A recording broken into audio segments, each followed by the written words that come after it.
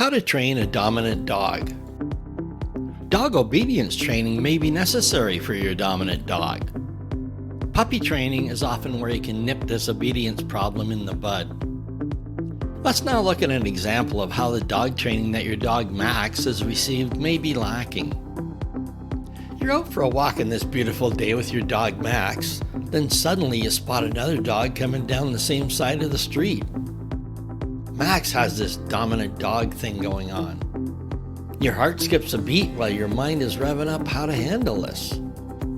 You know that it means only one thing.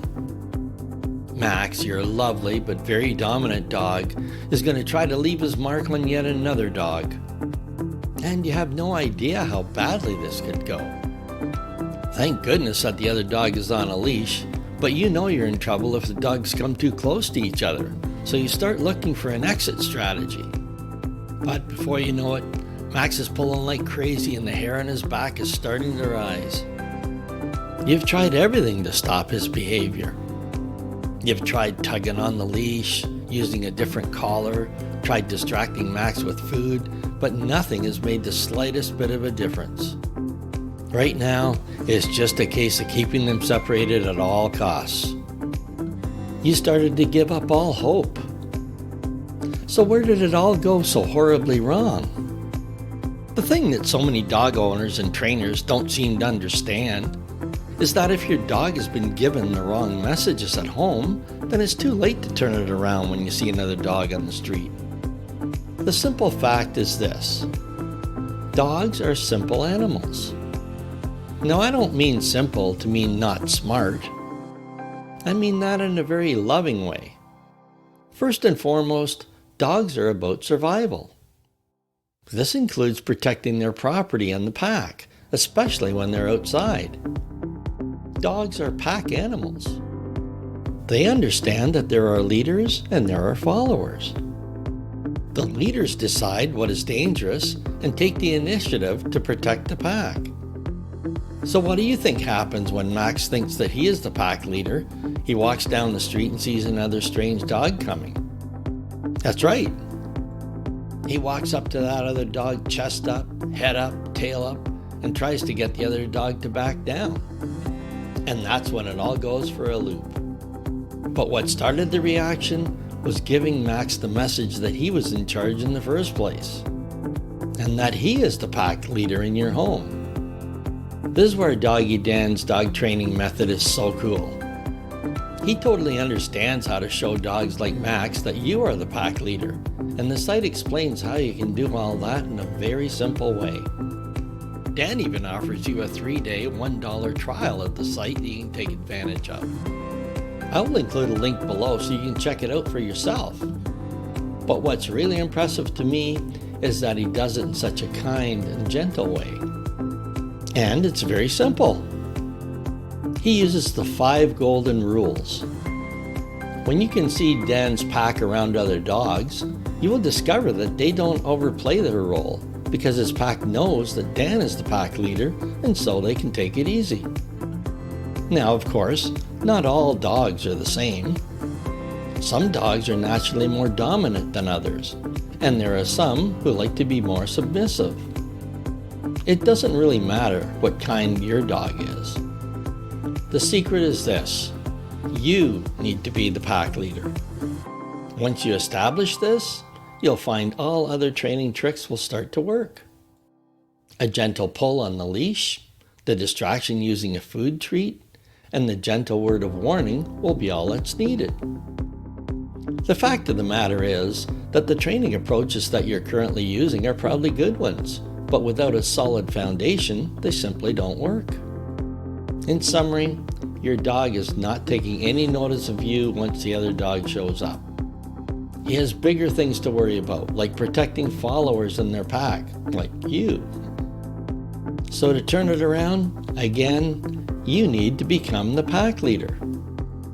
Doggy Dan has given me a couple of great training tricks that I can share that will help you achieve that calmer dog as the other dog approaches. But remember, the pack leader foundation must be in place first.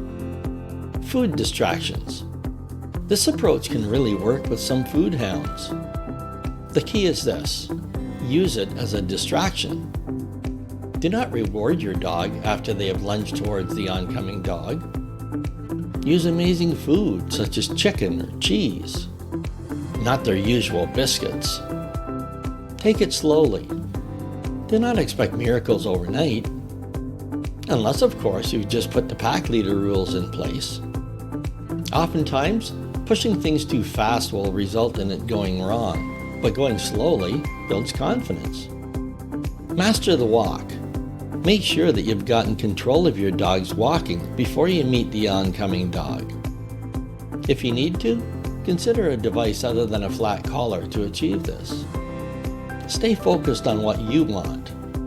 It's easy to get sucked into following your dog's behavior, but remember that you need to continue to show your dog exactly how you want them to behave.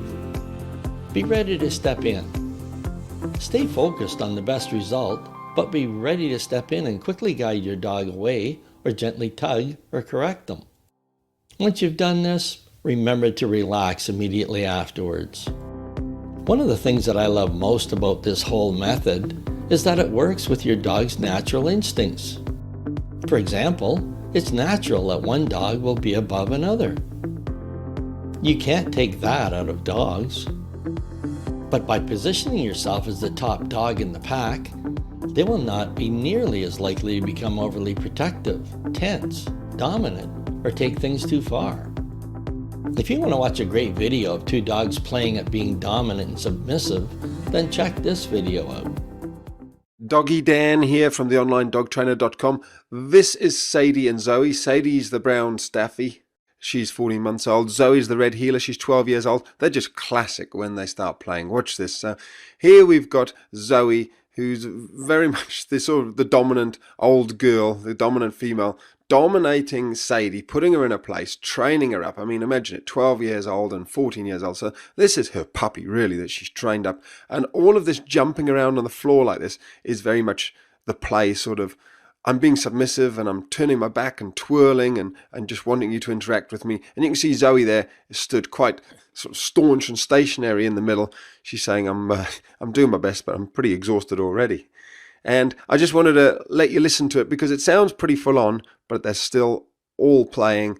There's a lot of growling, but this is not aggression. This is all play.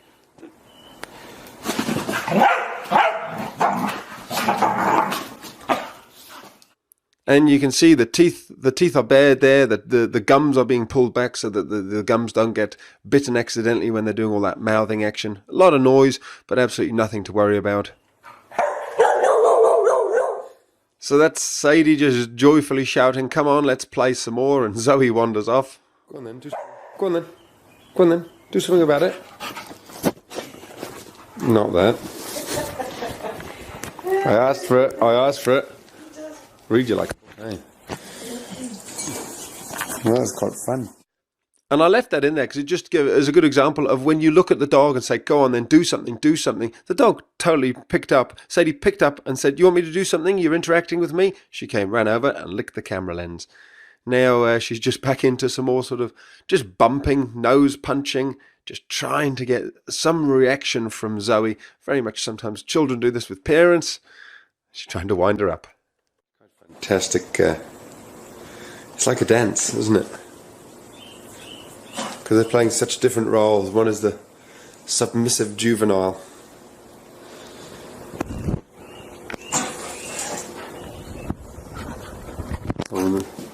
Just that body language of confident and strong compared to crazy young, immature adolescent. Pushing everything as far as she can without actually being told off. And there's Zoe telling her off, saying, that's enough, calm down. And that's the relaxing. And that shaking there is Sadie relaxing, shaking her muscles so they loosen and all relax off. Wonderful. If you're thinking that it's time to take control back from your dog and become the kind and gentle pack leader that they're looking for, then you'll want to get your 3-day $1 trial and take a look around this amazing site now. The link will be below this video. Remember that trying to deal with the problem when you see the other dog approaching is always going to be too late. It's about sorting out the real cause of the issue that will turn things around. Your dog is just waiting for you to give them the right messages.